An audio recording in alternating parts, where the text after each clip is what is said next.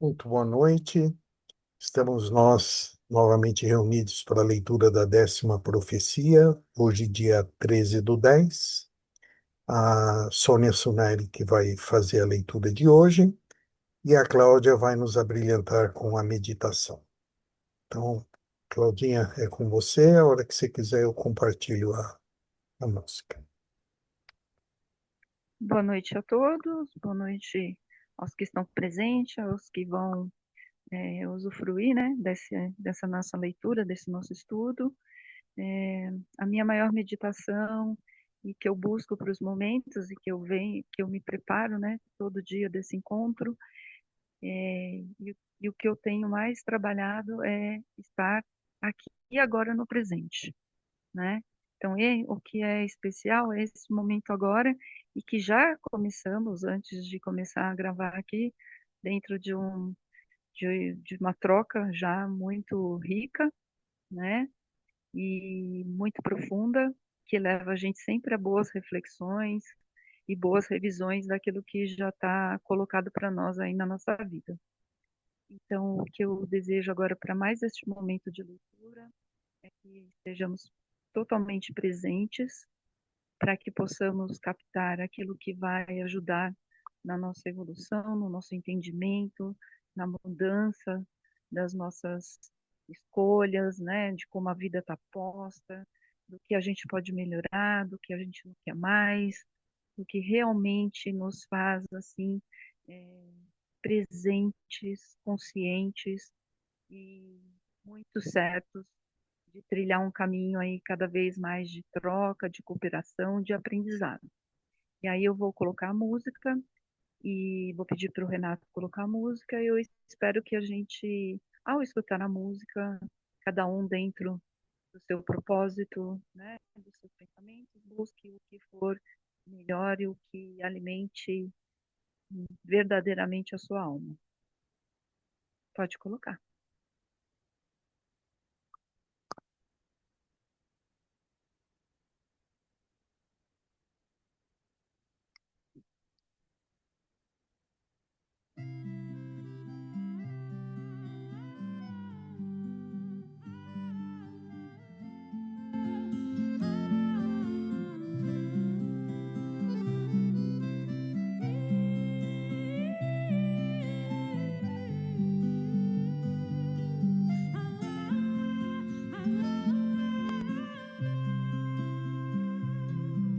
Um dia a gente aprende que nem tudo era verdade. A gente sente que o que traz felicidade é claro e não mente, nem aponta ter maldade, um fruto dormente.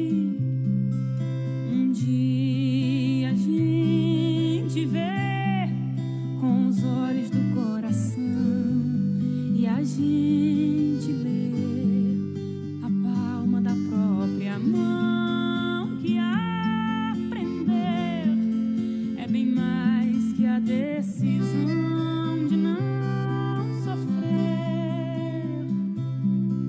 Um dia, um dia, um dia a gente vê.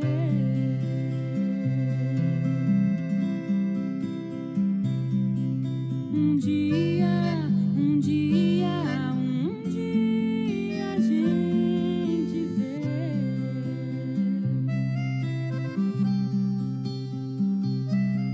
Um dia a gente percebe que já sabe se vai ou não sorrir sozinho, sem mesmo ter uma razão pelo caminho. Se agora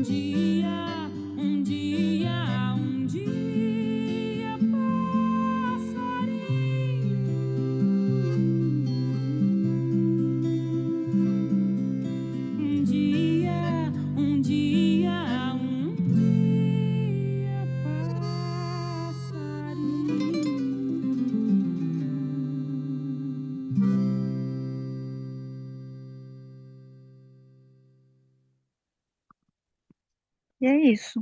Uma boa leitura para nós.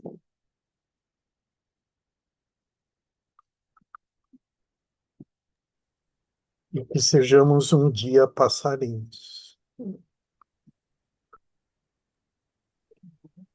Eu não sei como é que fica esse tipo de música assim na hora de subir o vídeo lá, porque tem essas coisas de direito autorais, né? Não sei, Renato.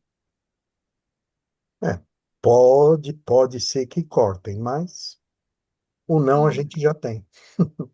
Beleza. Boa noite, Odete, bem-vinda. E a Soninha é que vai fazer a nossa leitura hoje. Gratidão, viu, Cláudia, pela bela música e pela bela introdução. Eu que agradeço. Gratidão, Cláudia. A música tem Obrigada. muito sentido. Depois eu Ai, passo o nome da música que eu quero ouvir de novo, tá bom? um dia passarinho, vou botar lá no grupo. Tá bom. Boa noite, Odete. Bom, podemos iniciar a leitura? Sim. Então, na página 128 do livro antigo. Uhum. Ao longo dos séculos, as inúmeras comunidades agrícolas foram se unindo e vieram a formar grandes civilizações na Mesopotâmia, no Egito, no Vale do Indo, em Creta e nos nordestes da China, cada qual criando seus próprios deuses e ídolos. Mas essas divindades não conseguiram evitar a ansiedade por muito tempo. Vi gerações de espíritos passarem à dimensão terrena com a intenção de trazer a mensagem de que a humanidade estava destinado a progredir através do intercâmbio do conhecimento. No entanto, uma vez aqui, esses indivíduos sucumbiam ao medo e transformavam essa intuição numa necessidade inconsciente de conquistar, dominar e impor seu modo de vida à força. Assim começou a grande era dos impérios e dos tiranos, com os líderes ascendendo ao poder uns após os outros, unindo seu povo, conquistando todos os territórios que podiam, cada qual convencidos de que os pontos de vista de sua cultura deveriam ser adotados por todo o mundo. No entanto, por toda essa era, esses tiranos, por sua vez, acabaram sempre conquistados e subjugados por uma visão cultural mais ampla e mais forte. Por milhares de anos, diferentes impérios foram sucumbindo, como bolhas ao topo da consciência da humanidade, disseminando suas ideias, ascendendo temporariamente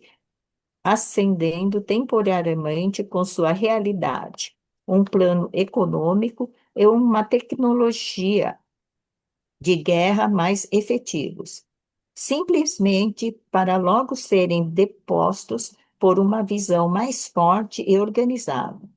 Lentamente, por este método, ideias velhas e fora de moda eram substituídas.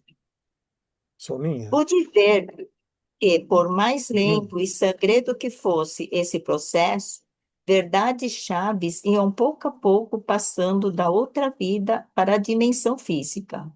Uma dessas verdades mais importantes, uma nova ética de interação, começou a emergir em vários pontos do planeta, mas foi expressa com maior clareza pela filosofia dos gregos antigos.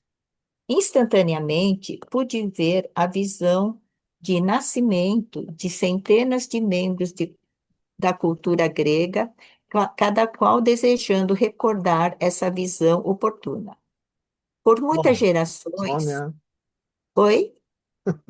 desculpa interromper, mas é que foi um início muito, muito impactante. Ah, É, que bom.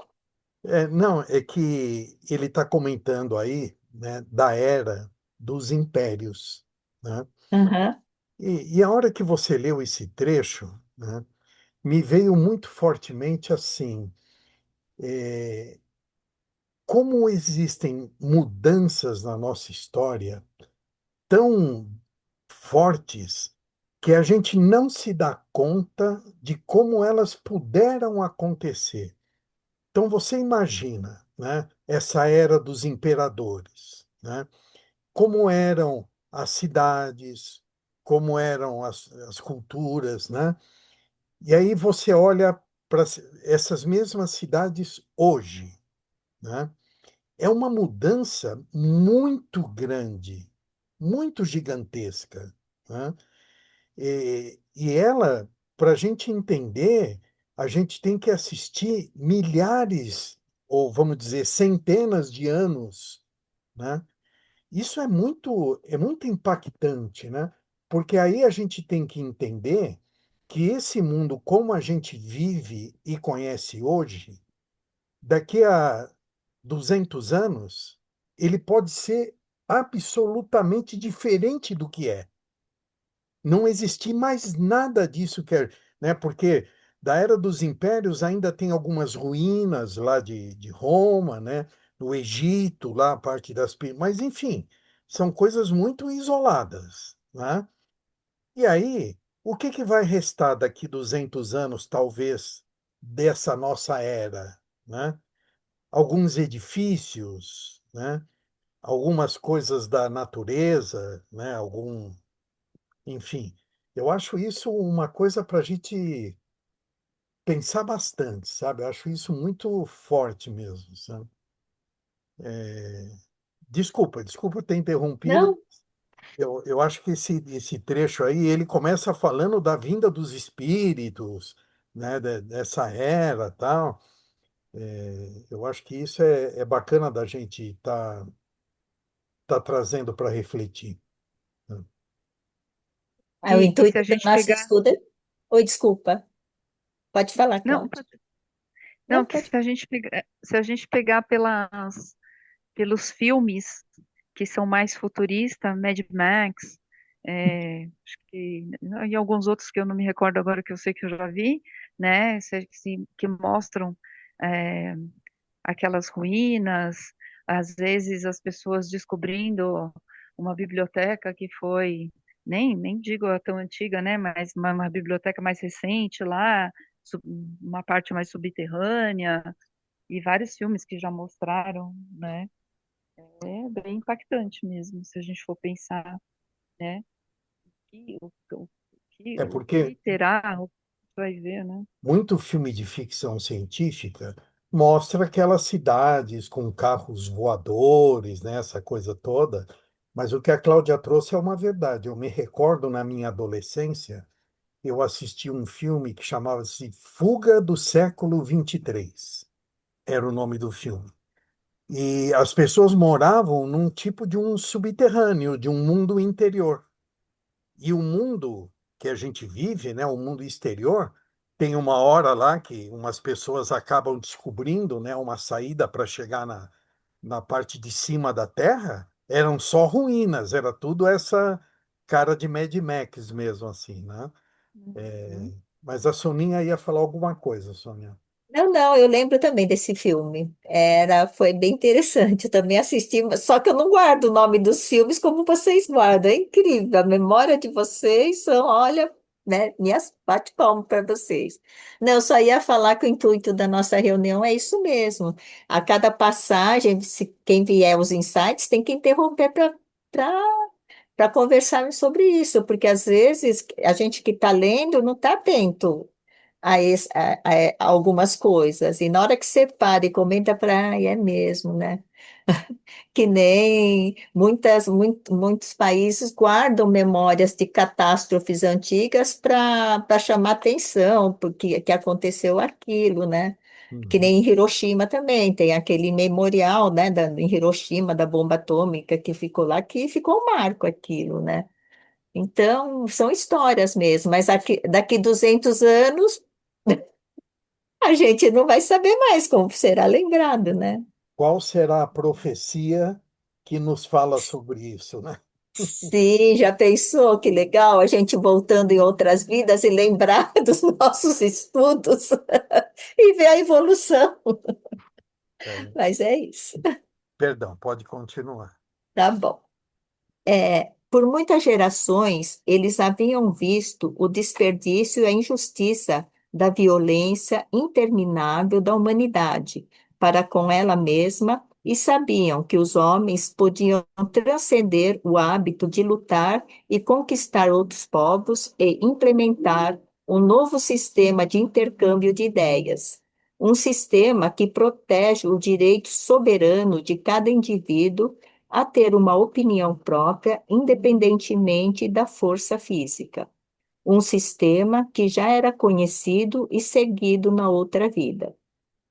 Enquanto eu assistia, essa nova modalidade interativa foi surgindo e formando e tomando forma na Terra, finalmente tornando-se conhecida como democracia. Nesse método de intercâmbio de ideias, a comunicação entre os seres humanos às vezes descambava para uma luta insegura pelo poder. Mas, pelo menos agora, pela primeira vez, o processo estava encaminhando para que se buscasse a evolução da realidade do ser humano ao nível verbal e não no físico. Ao mesmo tempo, outra ideia seminal destinada a transformar completamente o que se entendia por realidade espiritual estava aparecendo nas histórias escritas de uma pequena tribo do Oriente Médio. Do mesmo modo, também pude ver a visão de nascimento de muitos proponentes dessa ideia. Essas pessoas, nascidas na cultura judaica, sabiam antes de nascer que estávamos certos ao intuir uma fonte divina, mas, ao mesmo tempo, nossa descrição dessa fonte era falha e distorcida. Nosso politeísmo era apenas uma cena fragmentada de um quadro mais amplo. Na verdade, essas pessoas se deram conta de que havia um só Deus, um Deus que para elas ainda era exigente e ameaçador e patriarcal, e ainda vivendo fora de nós, mas pela primeira vez pessoal e receptivo, e o único criador de todos os seres humanos. Em seguida, vi essa intuição de uma fonte divina emergir e se definir em culturas pelo mundo inteiro. Na China e na Índia, que há muito eram líderes em matérias de tecnologia, comércio e desenvolvimento social, o hinduísmo e o budismo, assim como outras religiões orientais, fizeram o Oriente se voltar para um foco mais contemplativo. Os criadores dessas religiões intuíram que Deus era mais que uma personagem. Era uma força, uma consciência que só podia ser encontrada em sua plenitude quando se atingia ao que eles descreviam como uma experiência de iluminação. Ao invés de apenas agradar a Deus pela obediência e certas leis e ritos, as religiões orientais preconizavam uma ligação interna com Deus, como uma mudança de consciência, uma abertura da consciência para uma harmonia e uma segurança que estavam sempre disponíveis. Rapidamente, a cena passou para o mar da Galileia, e pude ver que a ideia do Deus Uno, que acabaria transformando as culturas ocidentais, estavam evoluindo da noção de uma divindade fora de nós, patriarcal e crítica, para a ideia de um Deus interiorizado, um Deus cujo reino estava em cada um de nós. Vi quando um homem passou pela dimensão terrena, lembrando praticamente toda a sua visão de nascimento. Ele sabia que estava aqui para trazer ao mundo uma nova energia, uma nova cultura baseada no amor. Sua mensagem era o seguinte: o Deus Uno era um espírito sagrado, uma energia divina, cuja existência podia ser sentida e provada pela experiência. Despertar espiritualmente significava mais do que rituais, sacrifícios e orações comunitárias. Envolvia um arrependimento mais profundo, um arrependimento que era uma mudança de atitude psicológica baseada na supressão dos vícios do ego e num abandonar-se transcendental que garantiria os verdadeiros frutos da vida espiritual. Na época em que essa mensagem começou a se difundir, vi quando o império mais influente de todos, o romano, adotou a nova religião e levou a ideia do Deus uno e interno a muitos povos da Europa. Mais tarde, quando os bárbaros do norte atacaram, desmembrando o império, a ideia sobreviveu na organização feudal da cristandade que veio a seguir. Nesse ponto, vi os apelos dos gnósticos instando a Igreja a focalizar mais a experiência interna e transformadora, usando a vida de Cristo como um exemplo do que cada um de nós podia conseguir. Vi a Igreja sucumbir ao medo, seus líderes pressentindo uma perda de controle, construindo a doutrina em torno da hierarquia poderosa dos clérigos, que se impunham como mediadores, concessionários do Espírito para o povo. Depois, todos os textos gnósticos foram taxados de blasfemos e excluídos da Bíblia. Embora muitos indivíduos chegassem da dimensão da outra vida com a intenção de expandir e democratizar a nova religião, aquela foi uma época de grande medo, e os esforços para atingir outras culturas foram mais uma vez confundidos com a necessidade de dominar e controlar. Aqui vi novamente as seitas dos franciscanos que desejavam incutir aos seres humanos uma reverência pela natureza e um retorno à experiência interior do divino. Esses indivíduos haviam passado a dimensão terrena com a intuição de que o dilema gnóstico acabaria sendo resolvido. Estavam determinados a preservar os antigos textos e manuscritos até isso acontecer. Vi mais uma vez minha frustrada tentativa de divulgar a informação antes da hora e minha morte prematura. No entanto, pude ver claramente que uma nova era começava no Ocidente. O poder da Igreja estava sendo desafiado por outra unidade social, o Estado-nação. Quando os povos da terra foram se inteirando um dos outros, a era dos grandes impérios foi chegando ao fim. Surgiram novas gerações capazes de intuir nosso destino de unificação, trabalhando para promover uma consciência de identidade nacional baseada na língua comum e mais intrinsecamente ligada a um país independente. Esses estados ainda eram dominados por líderes autocráticos, cujo poder era considerado divino, mas uma nova civilização estava se desenvolvendo, com fronteiras reconhecidas, moedas e rotas de comércio definidas. Finalmente, na Europa, com a difusão da riqueza e da educação, teve início um grande renascimento. Vi a visão de nascimento de muitos participantes deste período. Eles sabiam que o destino dos seres humanos era desenvolver uma democracia forte e chegaram esperando implantá-la. Os críticos dos gregos e romanos foram descobertos, estimulando a memória das pessoas.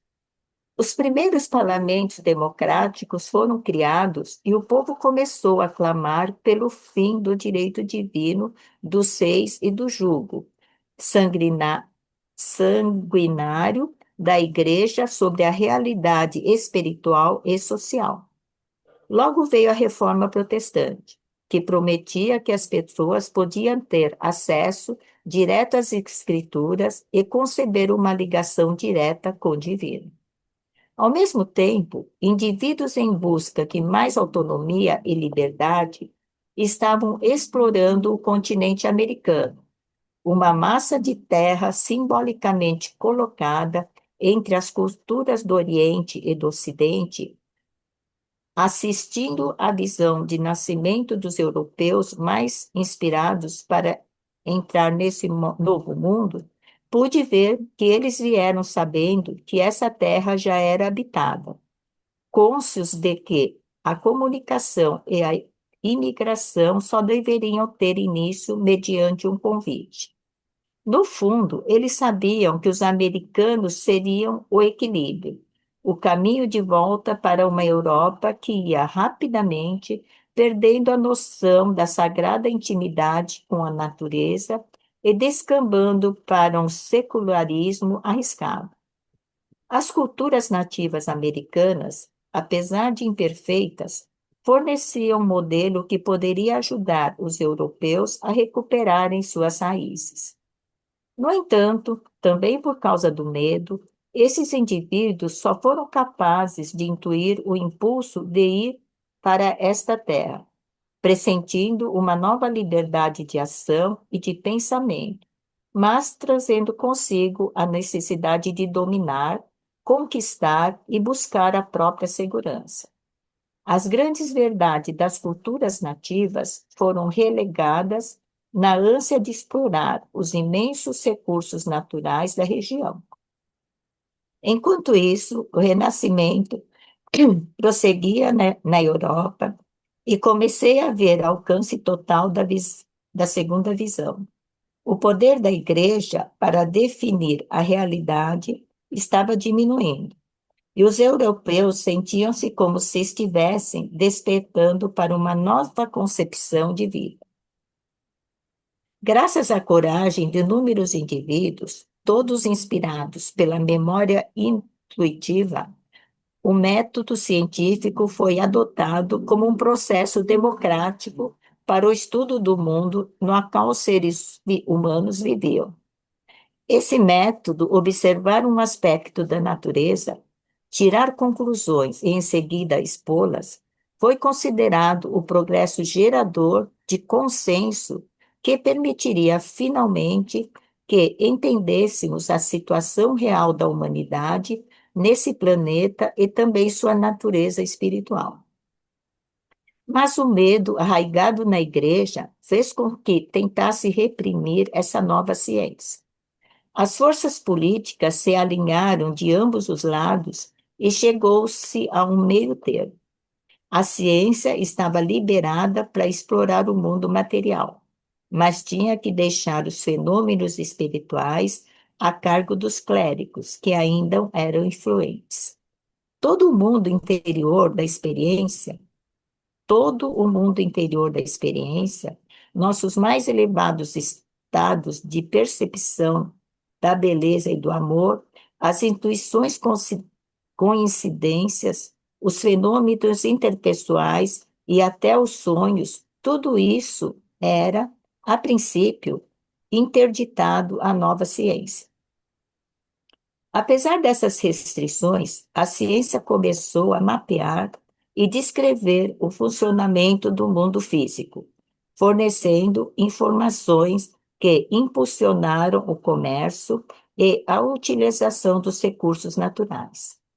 A segurança econômica aumentou e, aos poucos, fomos perdendo a noção de mistério e abandonando nosso sincero questionamento sobre o propósito da vida. Decidimos que sobreviver e construir um mundo melhor para nós mesmos e para os nossos filhos já justificava nossa existência. Fomos entrando num transe coletivo que negava a realidade da morte e criava a ilusão de que o mundo era banal e estava explicado, e não tinha mistério nenhum. Apesar da nossa retórica, aquele nosso sentimento, que já fora uma intuição forte, de que havia uma fonte espiritual, estava sendo recalcado. Nesse crescente materialismo, Deus só podia ser visto como uma divindade distante, um Deus que apenas criaria o mundo e sairia de cena para deixá-lo funcionar mecanicamente como uma máquina previsível com todo efeito tendo uma causa, e acontecimentos desconexos ocorrendo apenas por acaso, sem explicação. Podemos, Sim. que acha que tem mais, mais a se falar nesse trecho aí.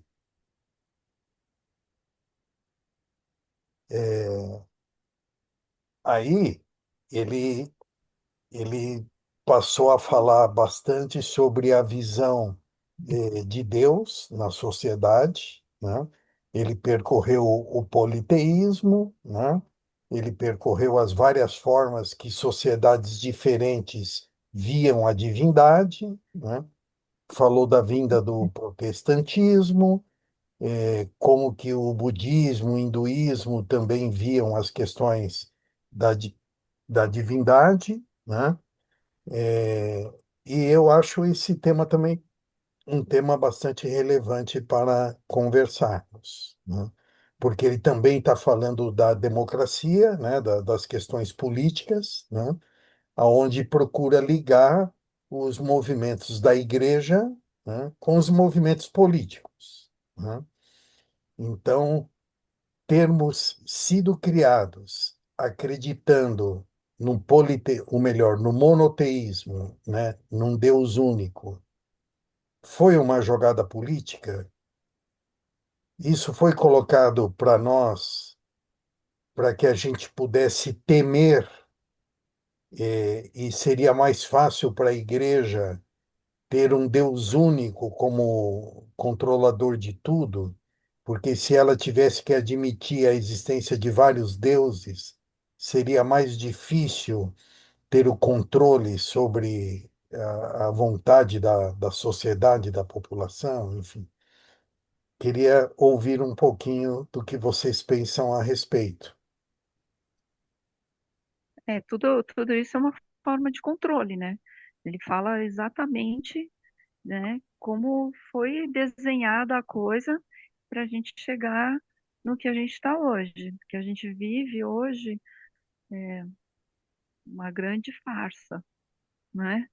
Se pegar por alguns historiadores aí, historiadores mesmo que foram ali, né, investigaram, né? Não os que quiseram contar o conto da carochinha que a gente vive até hoje, né? E aí aqui ele mostra como a coisa se perde e a gente vai distanciando Deus, né? Colocando esse Deus como um Deus único e na realidade esse Deus está muito próximo e está dentro e a gente tem essa centelha divina e que Cristo veio para dizer para a gente, né, que todo mundo é capaz, né, de muitas coisas. Nós só não temos mais coragem, talvez porque a própria igreja colocou esse sentido de pecado, de tabu, tudo construído, né, dentro do interesse político, dentro dentro da própria política da igreja, né? Nenhuma democracia verdadeira a gente vive hoje. Então a gente vive muita farsa, muita mentira, muito, né? E ainda a coisa, eu acredito, se perdendo cada vez mais, né? Porque a gente está dentro agora dessa nova coisa que é a fake news, né? Então a gente já se perdeu. Se a gente, por isso que eu falo, né, de estar consciente. Se a gente não tiver um foco muito certeiro naquilo que é realmente verdadeiro e de valor, a gente se perde. Porque é tanta farsa, tanta mentira, tanta coisa, tanta informação, a gente se perde, né?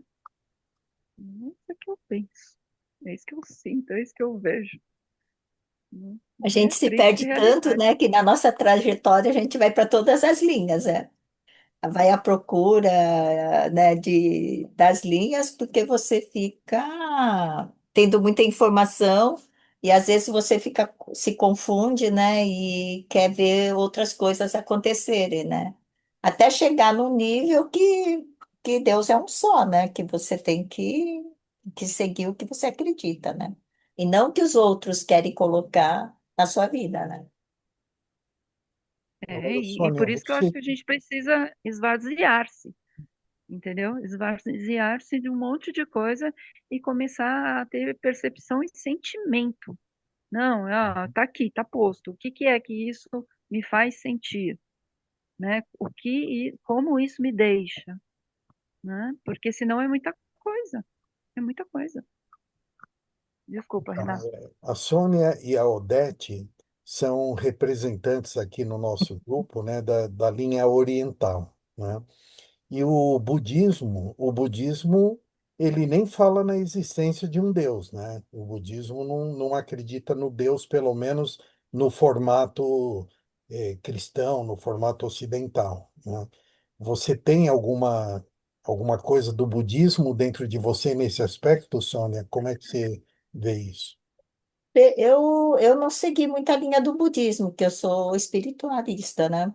Hum, Mas pelo pouco que eu segui da linha do budismo, eu cheguei a seguir mesmo um pouco a linha do budismo, mas eu fiquei no meio do budismo acho que 1 ano ou 2 anos. E nele eu aprendi. Eu aprendi, sim, que, com muita força, que todo mundo tem um Buda dentro de você. Depende de você fazer as suas melhores escolhas para se tornar um Buda. Lógico que não vai vir com toda aquela experiência, toda aquela luz, a iluminação que o Buda tem. Mas todo mundo tem um Buda dentro de você. É só você aprender a pegar as coisas boas e levar isso para sua vida. Isso eu aprendi mesmo, sabe? E uhum, quando você aprende isso, você consegue que nem a música falou. Tem uma frase tão linda na música, por isso que eu pedi para você colocar, porque eu esqueço, Cláudia. Ele fala que a vida é aprender a ser, ser feliz, né? Então, eu acredito que é ser feliz fazendo as suas melhores escolhas. Eu acredito muito nisso. Eu bato muito nessa tecla de escolhas, porque você pode ver, quase sempre eu falo em escolhas, mas a minha vida se transformou muito por causa das escolhas que eu comecei a fazer, sabe? Depois de um tempo, quando eu coloquei o pé no chão, quando eu uhum. aprendi o que eu quero e não me influenciar pelas pessoas que eu gosto, entendeu? Então, é um grande aprendizado. A Odete pode comentar alguma coisa a esse respeito, Odete? Eu fui criada numa família de budista, só que eu não lembro desde a infância nenhum ensinamento de que tem que ser assim. Apenas o que eu aprendi é a maneira de viver respeitando. Então, muito a questão de respeitar a família, hierarquia, e principalmente na minha família, muito culto aos ancestrais. Então, o valor da ancestralidade na vida nossa é muito grande, embora eu não seja assim, muito, vamos dizer, não tenha conhecimento muito profundo em nenhuma religião. O que eu aprendi é que uma pessoa tem que viver honestamente, com respeito, respeito entre os homens e respeito com a natureza. E na questão dos ancestrais, muito, muito hábito é cultuar o falecido com missa de 7 dias, de 49 dias, de 1 ano, de 3 anos, de 5 anos, 7 anos, e vai indo até os 27 anos, né? E que a família deve cultuar o falecido até chegar a essa data de 27 anos após a morte. Então, eu lembro sempre, na minha família, a missa de falecimento, né? Missa de tantos anos de falecimento.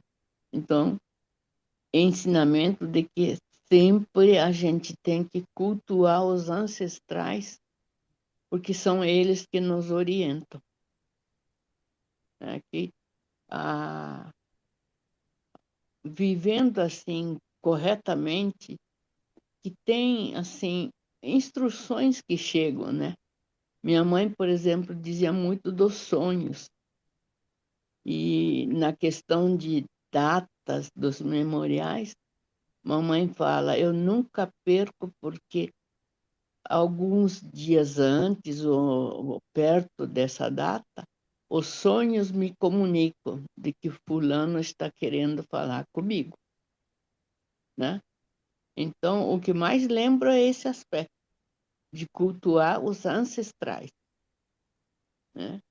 Então, na família sempre teve um altar budista, onde acendia incenso ou vela, e também mais no alto, tinha também bem no alto, porque o oratória do budismo tem que ficar, diz que nunca embaixo, tem que ter pelo menos na altura da cabeça, assim.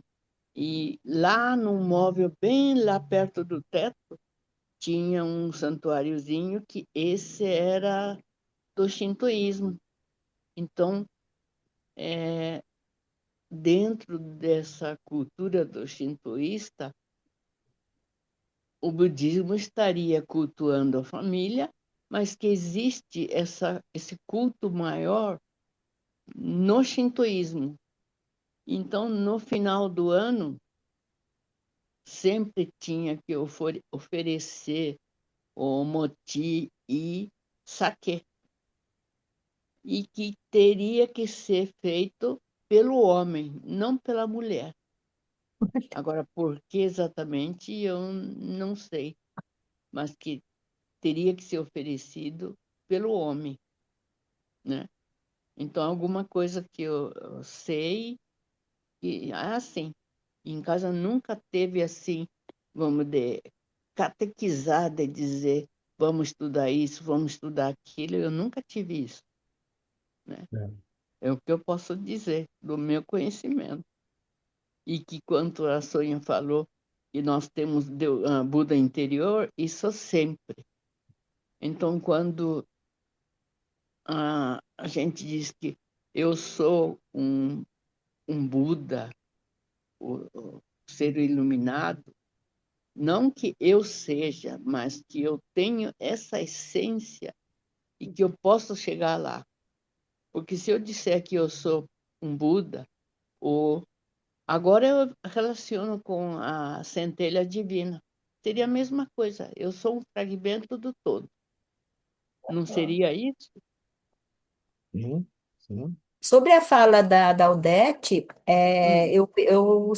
eu me lembrei mesmo que pelo menos na minha família, depende muito do segmento da religião, tem vários segmentos, que nem a católica, né, o espiritismo. Uhum, No, uhum. no, no budismo também tem vários segmentos, né? Tem, tem. E eu fui criada sobre um segmento que você não impunha as pessoas da sua família a seguir a sua religião. Cada um acreditava no que queria. Na minha casa era assim. Cada um acreditava no que queria.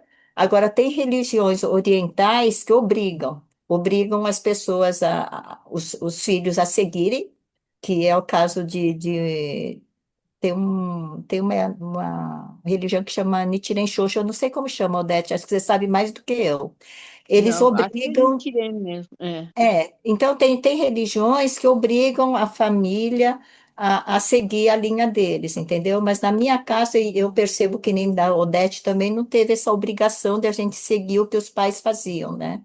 Porque meus pais eram muito budistas, muito, rezavam em casa, faziam um monte de Sim. orações, mas nunca obrigava a gente a fazer, sabe? E a seguir a linha deles, né?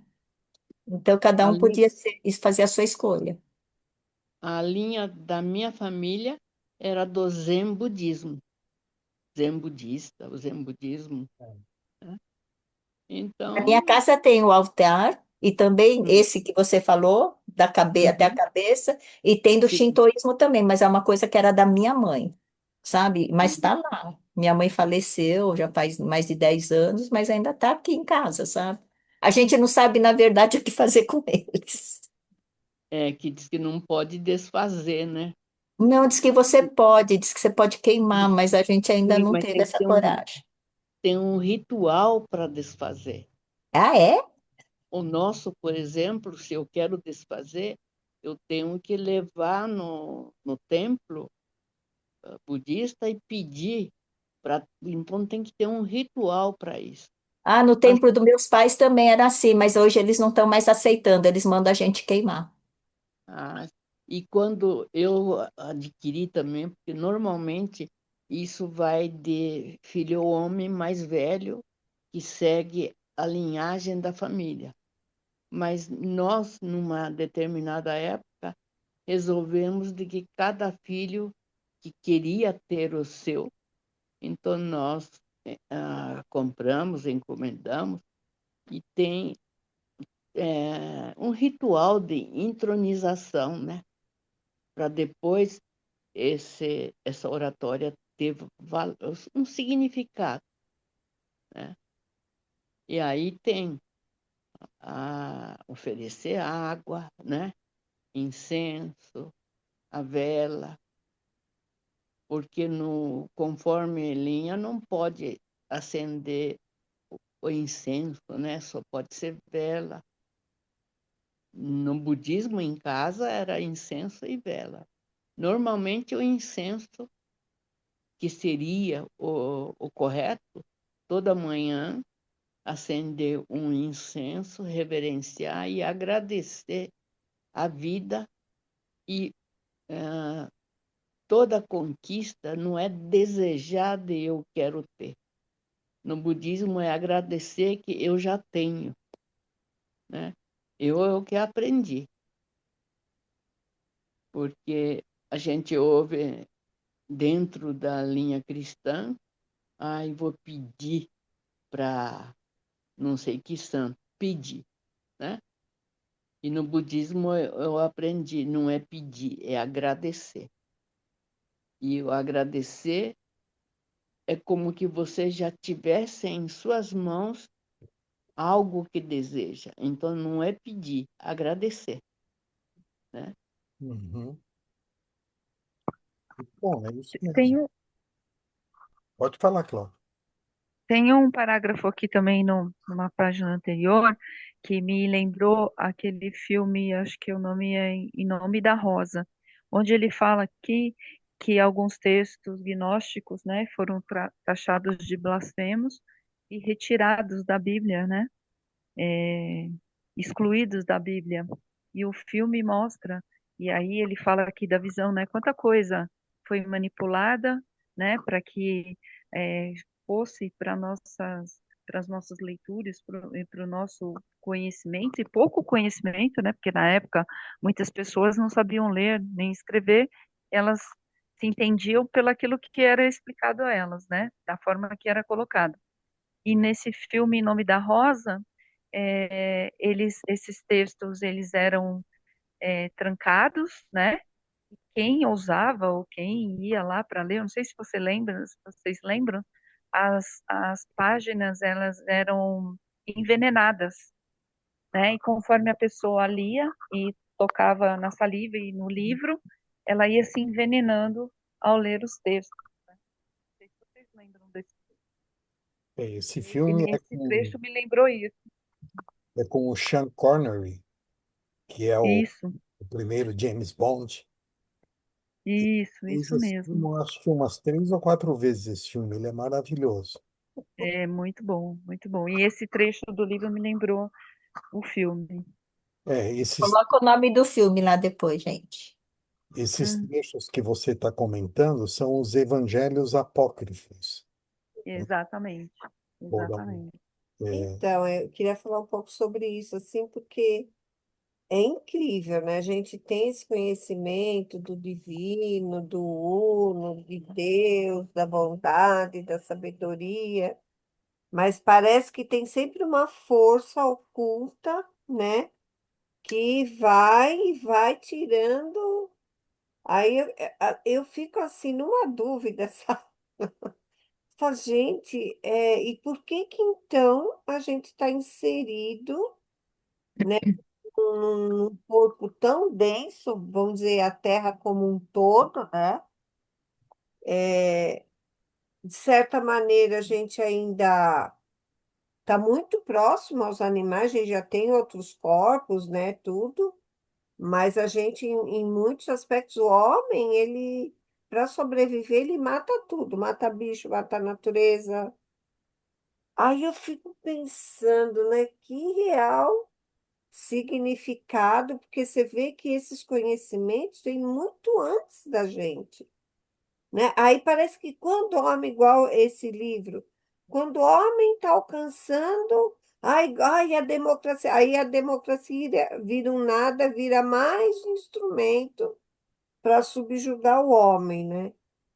E assim, às vezes eu evito até de pensar, porque isso dá uma angústia, você sabe? Se a gente. Mas, é, Eu queria mesmo conversar, é quase um desabafo que eu estou fazendo aqui, o Renato fica doido comigo. mas Inês, você está falando e eu me peguei nisso quando a Sônia falou assim, né? Quando ela começou e depois a Odete completou para falar de toda essa cultura, essa filosofia do budismo, né?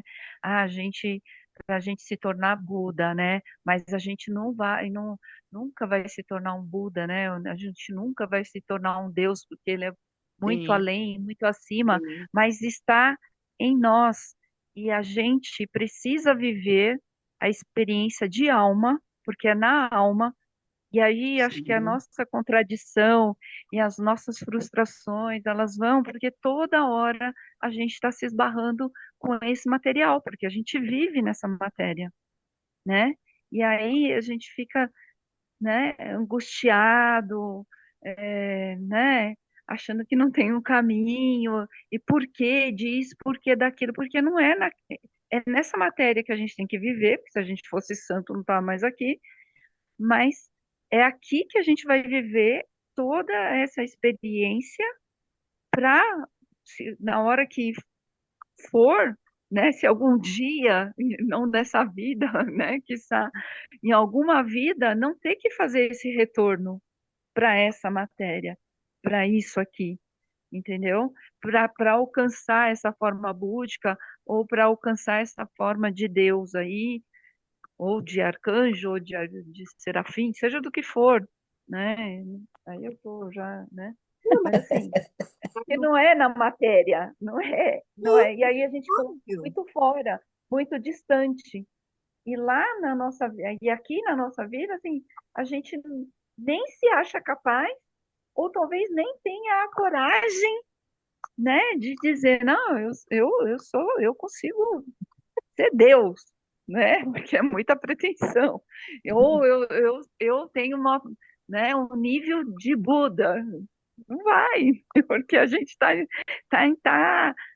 crucificado nessa matéria. A gente está crucificado nessa matéria. É bem isso. É, E aí é aquela coisa, não, não, não desista, que se não for nessa, será numa próxima. Vai fazendo suas melhores escolhas. e vai ver momentos aí, você fala, né? A gente está falando, né, do passado, aí do futuro que já havia sido projetado, e a gente hoje é esse futuro e nada mudou. Aí você fala, Aquele papo, né, que a pessoa fala, que a educação está em transição. Nossa, tá, tá, tá, tá tudo transicionando, mas nada chega em lugar nenhum e não se resolve, entendeu? Então, sabe, assim é a vida, assim é a política, assim, entendeu? Aí eu vi um vídeo esses dias, ó, antigão, da El Que Maravilha, falando, sabe qual é a pior droga do mundo? É o poder. Aí ela explica lá, e ela tem razão. a maior droga do mundo é o quê? O poder. Ah, O o poder. poder, o poder, o Sempre poder, falo, né? o Você quer poder. testar alguém, dá poder. Aí você vai saber quem ela é mesmo, a pessoa, né? Você. Bom, E isso já vem, né, para a gente estar aqui, já teve esse momento do poder, né? Por isso que tudo isso. A história é cíclica. A gente, em algum momento, e a evolução é cíclica, em algum momento a gente. Isso quer dizer, gente, que se a gente pegar pela parte lá de trás, lá, ainda estamos só transicionando aí, talvez ainda piore muito mais, né? Se a gente for pegar no futuro, tipo aquele que a gente falou, Mad Max, e esses filmes de ficção aí, onde a coisa. A gente não chegou nessa ainda. Então tem muita coisa para acontecer, né? Vamos ver, né? Não sabemos. Bom, posso falar um E pouquinho? não vai ser fácil, não vai. Pode? Porque tudo começou porque eu perguntei para Odete e para Sônia do budismo não acreditar em Deus, né? Então, deixa eu pegar algumas das falas de vocês para tentar contextualizar a coisa, né? O budismo, ele existe há pelo menos 500 ou 600 anos antes da era cristã, tá? Uhum. O significado de Buda e de Cristo é o mesmo, que é o Sim, iluminado, sim. o ungido, Uhum, tá? uhum, Então, na época em que foi criado o budismo, né, não existia o conceito cristão, né, e sim, na sim. ótica oriental não existia também o conceito do monoteísmo, que foi um Sim, conceito implantado, né, na época do Império Romano e tal, uhum, para poder, né, manipular sim. o povo, enfim. Então, o budismo não prega realmente nenhum Deus, né, Uhum, onipotente, onipresente. sim, que É, castiga, né? a maior parte, a essência, né, do budismo são as verdades, as oito, são quatro ou oito, sempre Uhum, me confundo, que são as nobres verdades, né, do é budismo. quatro. É. Quatro, né? São as Hum, quatro nobres verdades. E aí, como vocês falaram, né, o budismo tem várias vertentes, que são vários Budas, né? Tem o uhum, Nichiren Daishonin, tem o Siddhartha uhum, Gautama, tem, enfim. uhum, Mas e aí você vai chegando, por exemplo, a Cristo, que foi, na minha opinião, um grande filósofo, um grande pensador e que muito dos ensinamentos dele, né, foram confiscados pela Igreja para poder usar de uma forma que nos trouxesse medo, submissão, sim, enfim. sim, Mas, na própria fala de Cristo, ele dizia, como a Cláudia colocou, vós sois deuses, né? sim, Só que para igreja ficar colocando isso na nossa cabeça é dar poder demais para nós, né? Poxa, porque se eu sou Deus, né? Por que que eu tenho que ter medo do pecado, né? Por que que eu tenho que me confessar para um padre?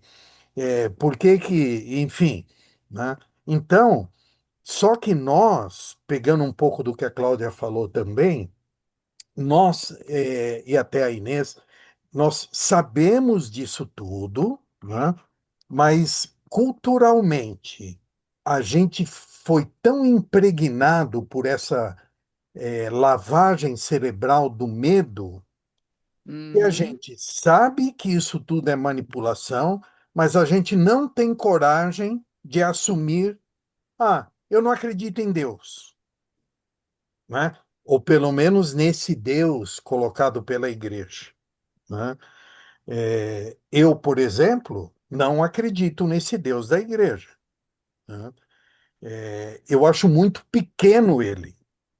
Acho que é pequeno demais, porque o universo não tem nem palavra para descrever, né? Ele é tão grande que a gente não tem nem ideia do que é essa grandeza, né? E esse Criador, né?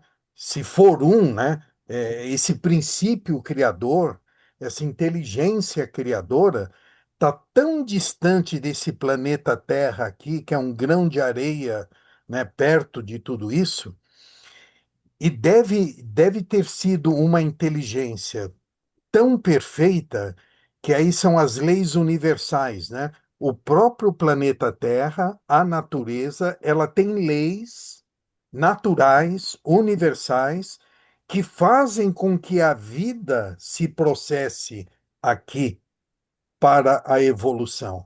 Até eu coloquei um videozinho na Egrégora ontem, no domingo, que fala sobre Deus, mostrando que Deus seria a própria natureza, né?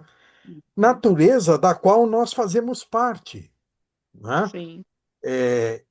Alguns dias atrás eu tive, não uma discussão de briga, assim, uma discussão de pensamento com a nossa colaboradora do lar, que é assim que se chama hoje, né? A moça que trabalha lá em casa, né? Porque tinha uma pecinha do ventilador em cima, assim, da pia ali da cozinha, e eu não sei por que eu falei para ela, ela é evangélica, né? Ela é lá da Universal. E eu falei para ela que ali também tinha vida. E ela, quase que ela surta. De jeito nenhum, imagina como que. Isso aqui não tem vida, né? É, porque, obviamente, para eles, vida é só aquilo que se mexe, vamos assim dizer, né? Uhum. E eu procurei dizer para ela, né? Tudo é energia, tudo é vibração. Isso daqui Uhum. é uma vida num outro nível de vibração.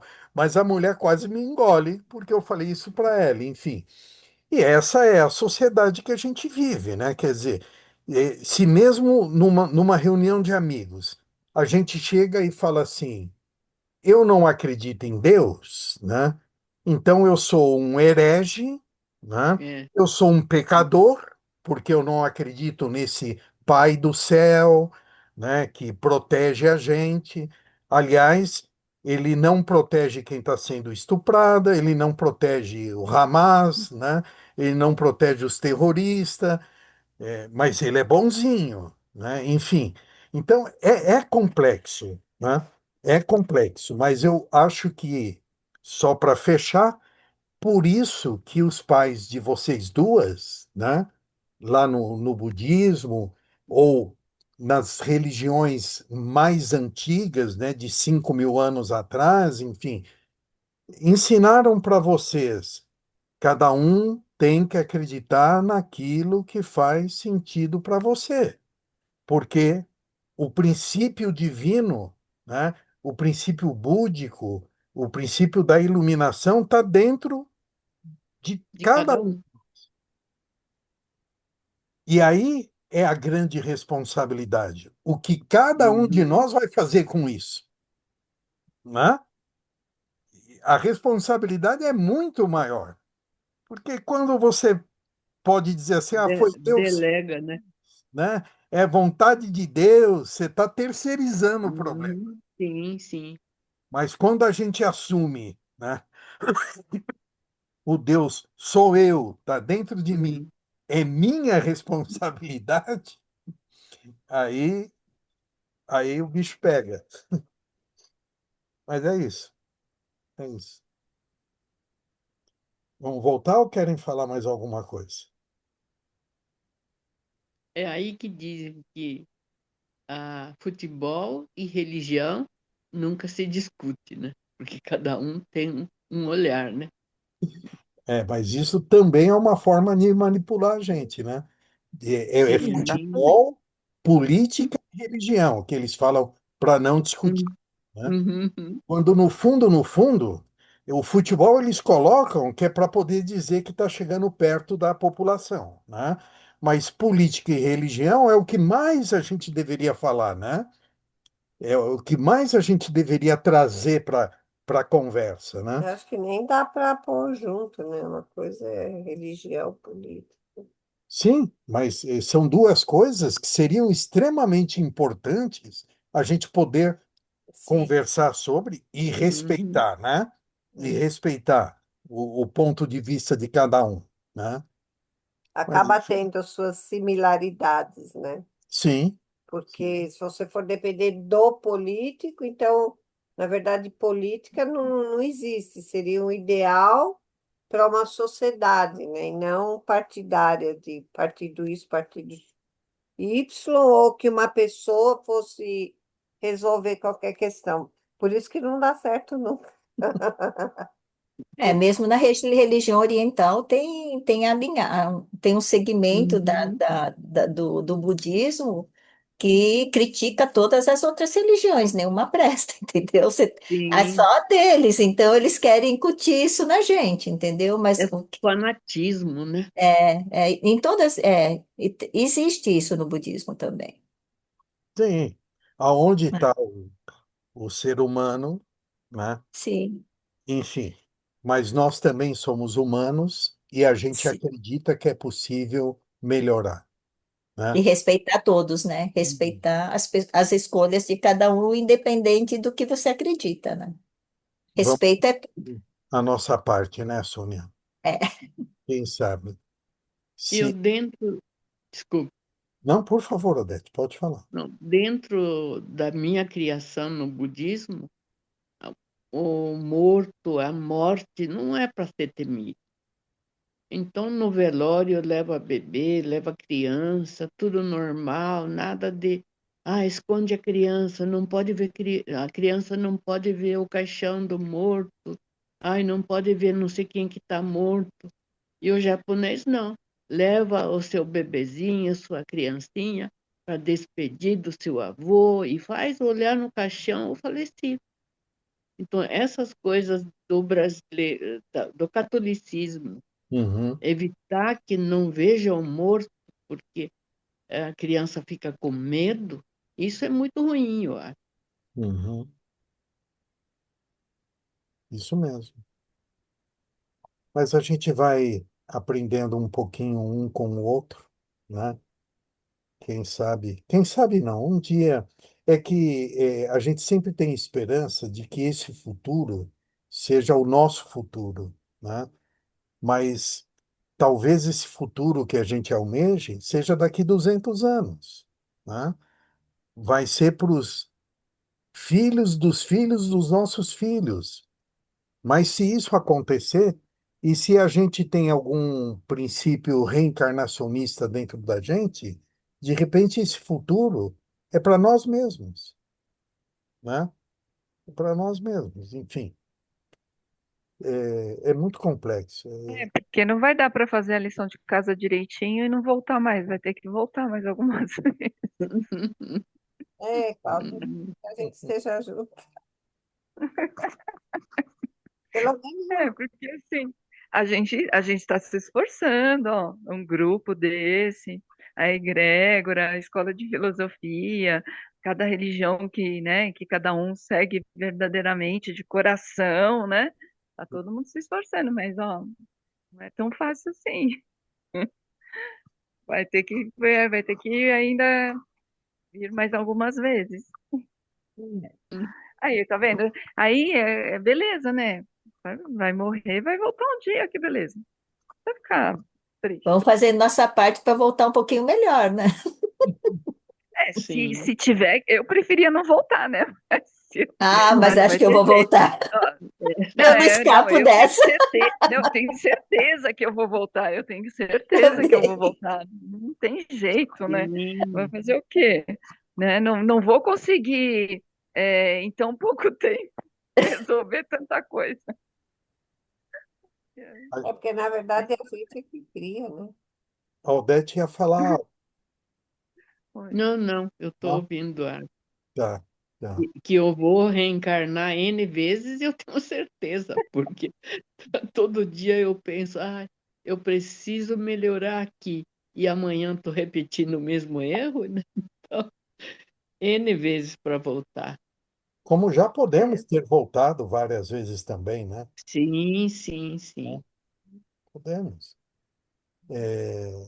Mas até esse nossa. conceito, sabe, de ida, de volta, é um conceito que muitas vezes também é confortável para nós acreditar nisso, né? Mas a gente não tem a menor ideia de como funciona esse processo, sabe? Pode ser que a gente tenha que ir viver num outro plano, num outro planeta, numa outra dimensão, enfim. Mas eu acho que enquanto estamos aqui, aquele médico que fundou a Provida, o Dr. Celso Charuri, ele tem uma frase dele que é muito impactante. Ele sempre falava assim: faça aquilo que você reconhece como certo, né? Então, se você fizer da melhor forma aquilo que você, como a Cláudia disse, de coração entende ser o correto, está perfeito, né? Agora, se você estiver fazendo porque o que os outros vão pensar, porque eu tenho medo de Uhum. ser castigado, porque eu quero comprar meu pedacinho no céu, aí, meu filho, vai ter que aprender ainda, né? Por isso que eu também bato nessa coisa de estar presente no aqui e no agora, porque é onde a gente está mais consciente. E quando a gente trabalha cada vez mais a nossa consciência, né, a nossa presença, é um exercício para que a gente realmente vá adquirindo essa condição, mesmo que tenhamos que voltar, de estar relembrando, Hum, porque aí nada assim nada já não é perdido. Não, a gente não perde, tá? De alguma forma a gente está levando isso, né? Mas se isso for cada vez mais consciente, é mais importante para a nossa evolução enquanto ser espiritual que somos, né? E aí mesmo que tenhamos que retornar nessa matéria. Soninha, você que está com o livro na mão aí, faltam 5 minutos, dá para ler mais um trecho? O que que você acha? Acho que não, podemos encerrar, né? Porque vai, pelo menos tem que ler. O que que você acha? Não, eu estou sem o livro na mão, eu estou acompanhando aqui pelo Tá. Eu PDF. acho que poderíamos encerrar, porque a gente está na página 134, no primeiro parágrafo. Tá. Tá. Então, você que está com o livro na mão aí, você anota direitinho para depois. Tá. Você está com o PDF, Cláudio? Não, tô com o livro. O livro Aí também. eu procuro o PDF, pode deixar, eu tenho ele, eu procuro onde que página fica. Então, porque o meu é engraçado. Quando eu acompanho normalmente, eu acompanho pelo Kindle, né? E a página do Kindle é a página dos PDFs, né? É Agora, aquele que você passou para gente, né? Que você comprou, né? hoje eu estou vendo aqui pelo meu computador e a página que me dá aqui é uma página totalmente esquisita. Tá me dando aqui página 75. Ah, totalmente diferente. Melhor não Nada a conseguir. ver. Prefiro que você olhe depois Eu vou procurar em PDF e vou ver se eu acho, tá bom? e veja. Mas foi bem produtivo, né? Foi bem. Ai, foi ótimo nosso voltar ao passado, recordar algumas coisas e aprender muito com vocês também. Foi ótimo. Agora, Sônia, você acabou até lendo pouco, vamos assim dizer.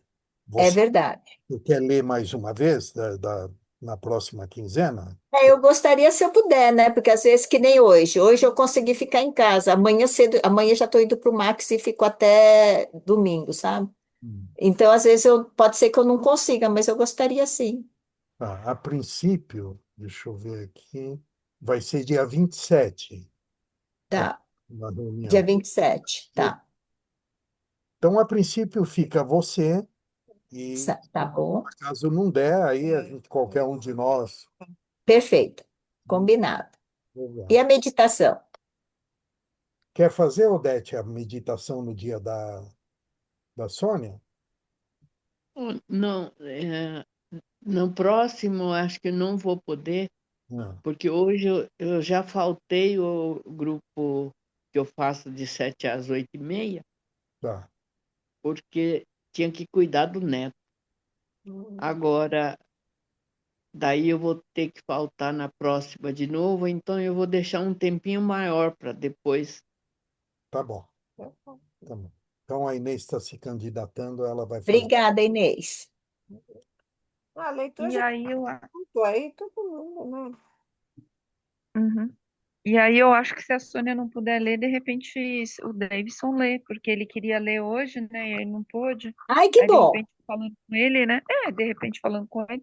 Ou se ele não tiver e você não tiver, eu posso ler também.